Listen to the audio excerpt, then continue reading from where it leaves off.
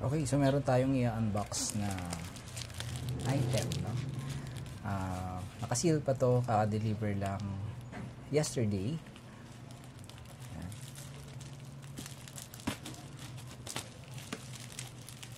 Buksan natin. Laki, no? Mukha siyang tablet eh. Napagkakamalan na device. But hindi naman siya hindi naman siya gadget.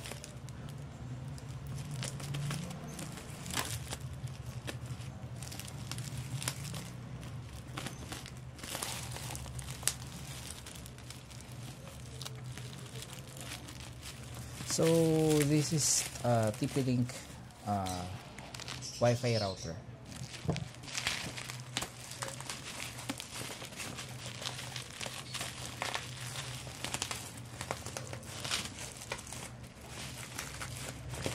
Iingatan ko kasi huwag masira yung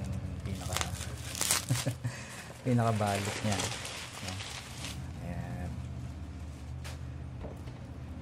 So yun, AX1800 dual band Wi-Fi 6 router. So ayun, meron ditong note. Yeah. Dear customer, thank you for choosing TP-Link. Okay, so nakaseal pa to, plastic siya. Tanggalin natin ngayon yung plastic. Anyway, tignan nyo muna. Ayan. So Wi-Fi 6 yung router na to, itong Wi-Fi router. I'm not sure if meron na tong power over Ethernet. Mas maganda sana yun eh, para at least kahit wala ka ng adapter na gamit is magkakaroon siya ng power through Ethernet cable.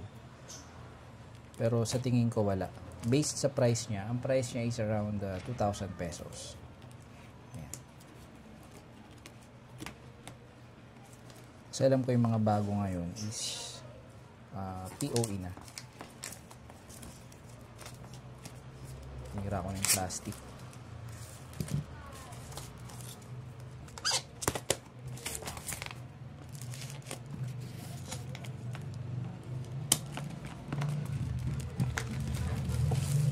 Okay, ayan. So ito yung gagamitin ko once na matransfer na yung PLDT namin na galing ng Nueva Ecija. Okay. Pero pwede ko na siyang i-connect sa isa ko pang ISP or dun sa Globe, no, to check. And ipe-prepare ko na ahead para pagdating ng sa PLDT is naka-ano na siya, naka-set up na, ipa-plug na lang. So meron siyang 4 na port. So makikita nyo dito. Usually kasi meron dyan naka-reserve na yung LAN port, no? Pero titingnan natin. This is a gigabit port. So maganda. Hindi siya limited sa 100 Mbps lang. Okay, so pag natanggal mo yung plastic, wala na siyang seal. Yeah, wala naman. So natin.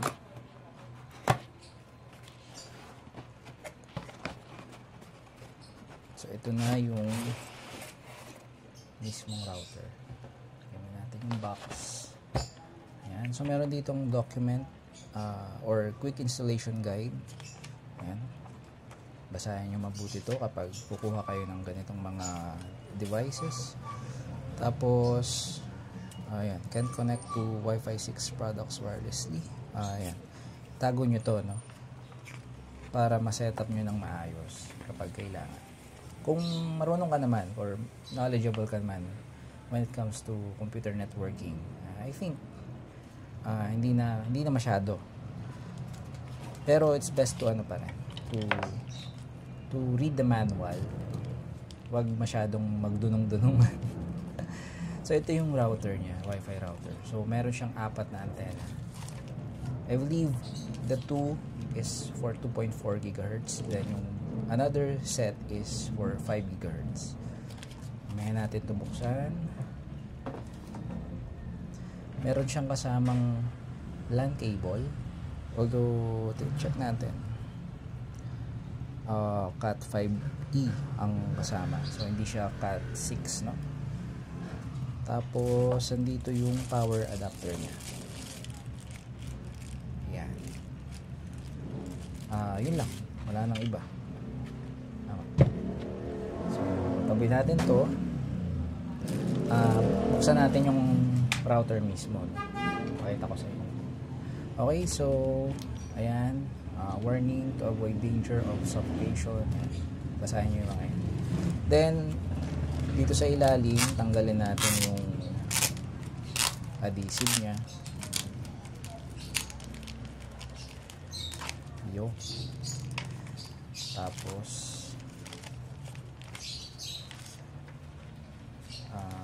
tama ba? Yeah. Baka mahilahin. Or nasa sa inyo na kung gugupit ninyo to, pwede naman. Pero ako kasi iniingatan ko yung mga balot as much as possible. Kung hindi na talaga mape-preserve, hindi na. Yan. Tapos pag gagamitin nyo to, tatanggalin nyo to. Kasi usually sa ating mga Pinoy, dahil bago yung gamit, no? Ayaw madumihan, ayaw magasgasan, iniiwan. Pero hindi. Kasi magde-generate ng heat eventually itong router na to, although wala siyang vent sa taas. Baka dumikit to, tapos mag-cause lalo ng heat sa device. So tanggalin natin since gagamitin naman siya. Yan. Pero kung di-display nyo, okay lang. Ganda. TP-Link. So meron tayo ditong power indicator. Tapos meron siyang of course yung Wi-Fi indicator, tapos yung sa LAN port. Medyo madilim or parang walang label. Wala kang label.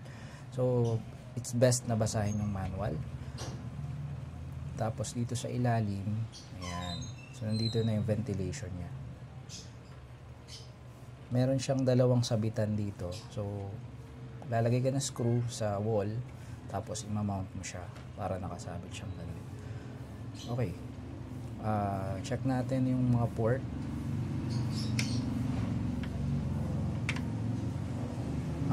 Yun. So LAN 1, LAN 2, LAN 3, LAN 4, then 1, tapos power button, dito yung plug, and WPS, which is disable nyo for security reason, no? Andito na rin yung reset nya, yung tutusukin mo ng pin para mag-reset yung router if you have to reset to factory default. Ayun.